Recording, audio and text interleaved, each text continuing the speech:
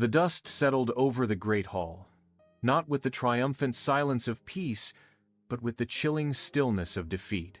Harry lay motionless amidst the rubble, his green eyes staring, unseeing, at the shattered remains of the enchanted ceiling. Voldemort, his serpentine face alight with a cold, triumphant glee, surveyed his victory. Nagini, slithering from beneath his robes, tasted the air, her forked tongue flicking over the fallen.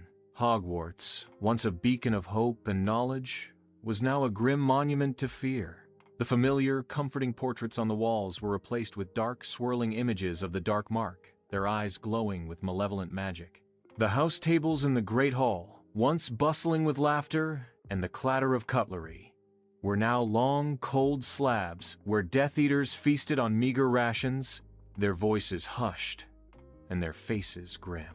The vibrant tapestries of magical creatures and historical events were torn down, revealing the rough, cold stone beneath.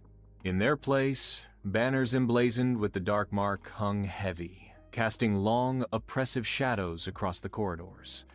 The suit of armor that once stood proudly by the entrance to the Great Hall now bore a skeletal grin, its empty gauntlets clenching the hilt of a broken sword, a stark reminder of the battle that had been lost.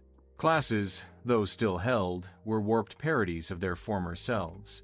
Divination became the mandatory study of omens favorable to the Dark Lord. Herbology focused on the cultivation of poisonous plants and ingredients for dark potions.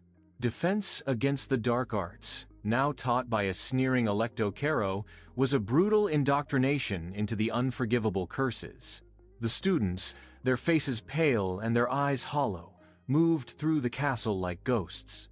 The house point's hourglasses, once overflowing with glittering gems, were now empty, their sands spilled and scattered, much like the hope that had once filled the hearts of the students. Laughter was a forgotten sound, replaced by the hushed whispers of fear and the occasional, sharp cry of pain from a student who had dared to defy. Severus Snape, Headmaster under the new regime, ruled with an iron fist, his face more gaunt and his eyes darker than ever. He moved through the halls like a specter, his robes billowing behind him, a constant reminder of the ever-present danger. Whispers followed him, rumors of his true allegiance, but no one dared speak them aloud. The Room of Requirement, once a haven for the rebellious, was now under constant surveillance, its secrets plundered and its magic twisted to serve the Dark Lord. The Quidditch pitch, once a vibrant arena of competition and joy, lay derelict, the goalposts broken and the stands crumbling, overgrown with dark, thorny vines. The spirit of Hogwarts, once so resilient and bright, was stifled, gasping for breath under the suffocating weight of Voldemort's reign. Yet, even in the deepest despair, a flicker of defiance remained. In the shadows, away from the prying eyes of the Death Eaters, a few students huddled together, sharing whispered stories of Harry Potter, of the boy who had almost won.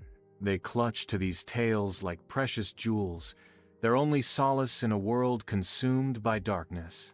For even though the battle was lost, the war, they knew, was far from over. Hope, however faint, clung to the tattered remnants of their hearts, waiting for a chance to ignite once more. What do you think happened to Ron and Hermione in this dark new world?